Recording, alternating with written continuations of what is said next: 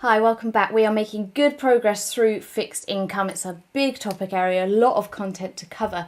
We're moving on now to credit analysis. Now, this video is going to cover credit analysis for government issuers, and then the next section will be on credit analysis for corporate issuers. So the two kind of go hand in hand. We're going to have a look at how we might approach credit analysis for both sovereign and non-sovereign government debt. This is something that's been covered previously in fixed income, the difference between sovereign and non-sovereign, but it's an important place to start. So let's take a quick reminder of that.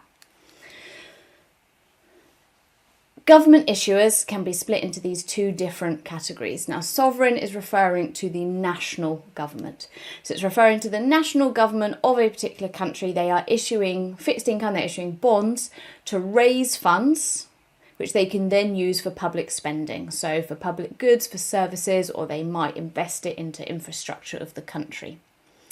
As opposed to non-sovereign debt. So this is still government-based, but non-sovereign is at the more kind of local level. So it might be issued by states, it might be provinces, it depends, how your country is split up, counties in the UK, or it could be issued by particular entities which have been created by the government. The purpose of those entities being that they are going to fund and provide certain services. So the types of typical things we might see here are kind of construction to hospitals, airports, etc. So that's just a quick reminder of how the two are split out. Our main focus in this video is going to be the sovereign debt, but we do see a little bit about non-sovereign towards the end. Now, what we are going to see is when we're looking at credit analysis, we're thinking about what's going to affect the credit worthiness of this government debt. Here, first of all, looking at the sovereign government debt. And we're going to see that there are both qualitative and quantitative factors. First, we'll look at the qualitative and then we'll move on to the quantitative.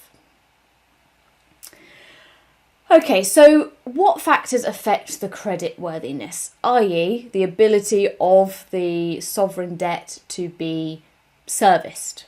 Can the government service their debt?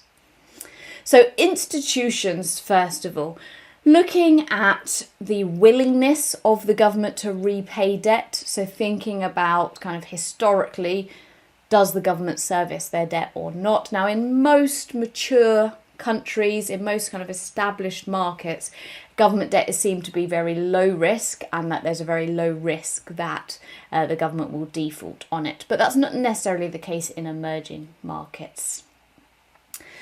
The fiscal flexibility. So this is thinking about, does the government have the ability, does it have the flexibility to change fiscal policy? So thinking about collecting the tax from their workers in the country, for example, from corporations, and spending it. Does the government have flexibility to change their fiscal policies?